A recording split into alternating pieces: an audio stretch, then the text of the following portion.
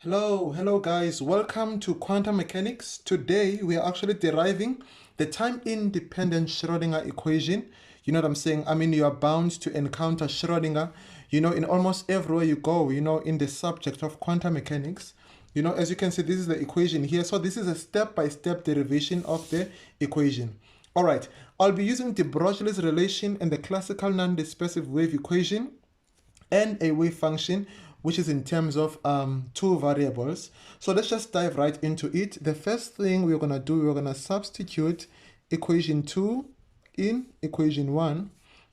So I'm going to substitute the wave function, which is in terms of two variables, in the classical non-dispersive wave equation. So this is the second partial derivative in terms of x being acting on this wave function here, cos wt. I'm going to tell you what w is, in a bit. So it's equals to 1 over v squared. I'm going to tell you what v is also. Second partial derivative in terms of t being applied to the wave function, cos wt. Okay, so basically this is calculus, the normal differentiation. So this second partial derivative is in terms of x. So basically cos wt will be treated as a function. You know what I'm saying? So it's going to be factored out, cos wt. And then now the second partial derivative will be acting on psi of x. You know what I'm saying? So instead of writing it as a partial derivative, I wrote it as the normal, derivative that we are used to, So equals to 1 over v squared. And then also here, the second partial derivative is in terms of t. You know what I'm saying? So basically, psi of x will be factored out because of it will be treated as a constant. So cos wt psi of x, all right. And then after we continue, cos wt, there is nothing further I can actually do on the left hand side. I just need to work on the right hand side and see what we land into. Okay, firstly I'm gonna differentiate cos of wt. The first derivative of that will be minus sine wt multiplied by the constant, which is w. When I tell you what w is, guys, just be patient. Allow me to call it w at this point. All right, cos wt. The second derivative in terms of x to psi of x is 1 over v squared. Okay, I'm going to apply another derivative in this function inside the brackets here. So what will this equal to? Minus cos wt multiplied by w multiplied by another constant, which is w psi of x. This small thing here, it's called psi. This is how, you actually write it. Okay, cos wt, then the second derivative into psi of x equals to, all right, so we are gonna deal with what's in brackets currently. W multiplied by w, it's w squared divided by v squared multiplied by what? Cos wt. Okay, we can divide both sides of the equation by cos wt, and then this will be actually 1. If I divide by cos wt in this whole thing, it's gonna give us this, psi of x. Then this side I can take this, sorry, there's supposed to be psi of x here. I can take this, the left hand side of the equation, into the right hand side. So it's going to be positive w squared over v squared psi of x equals to 0. All right. at this point in time, we are gonna substitute the relations. Now, I said, okay, W is equals to 2 pi times frequency. This is actually frequency. The first time I saw it, I mean, I was like, what in the world? It looked like a V. It looked like a V, but it's actually frequency. W is actually called angular frequency, you know. And then V is velocity that you guys are used to, right? So I'm going to substitute these two into our equation, right?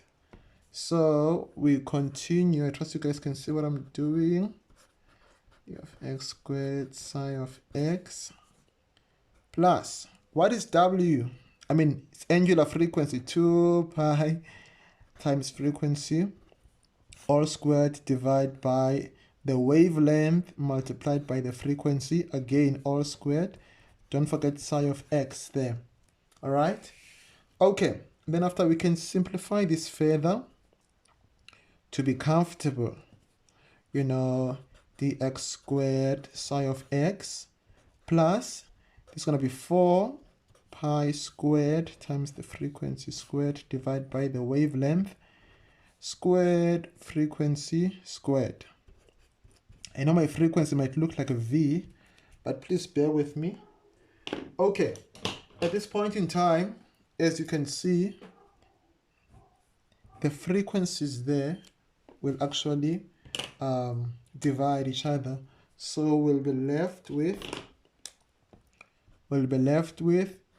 the second derivative in terms of x of psi of x plus 4 pi squared divided by the wavelength all squared psi of x.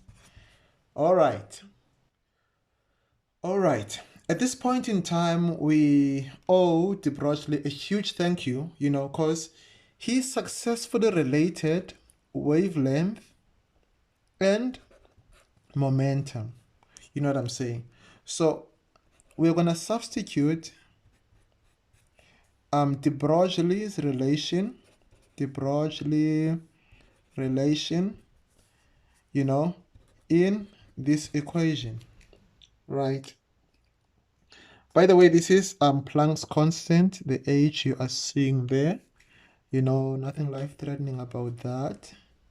You know, second derivative being applied to psi of x plus 4 pi squared divided by.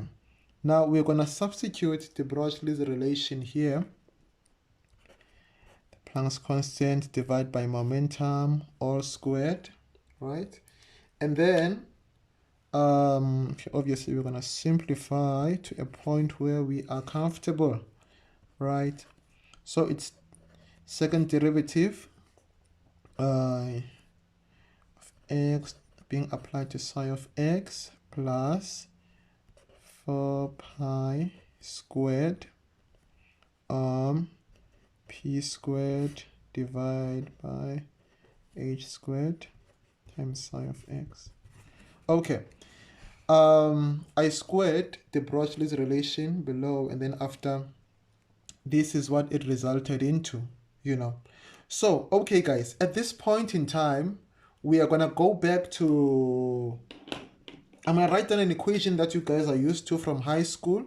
You know what I'm saying? I mean, we did this, guys, in natural science or technology.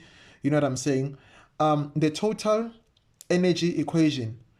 So we wrote it like E tot equals to EK plus EP. Now, this was total energy equals kinetic energy plus potential energy. All right. Okay. So E tot, the total energy equals to kinetic energy. Now, what is kinetic energy? What is kinetic energy? It's half mv squared. What is potential energy? I'm gonna write it as v of x, right? Okay, I'm gonna do something in kinetic energy. I'm actually gonna multiply it by 1, right? When I multiply it by 1, but this one will be very much strange. I'm going to multiply kinetic energy by m, divide by m. Then obviously I add potential energy. So I'm left with m squared v squared over 2m plus potential energy. Right. Okay, I mean, you can see you can divide by m there, but you'll be getting back where you were, right? The reason I multiplied by 1 because of I wanted to introduce momentum. Momentum is m times v. So this will result into E equals to p squared over 2m plus the potential energy. And now I'm going to solve for P. I'm going to solve for momentum for it to be subject of the formula in this equation. So I multiplied by 2m E equals to P squared plus V of X. I mean, that's momentum. Okay. So, therefore, P squared equals to 2 multiplied by m times total energy minus potential energy. So this is p squared. P squared now is the subject of the formula.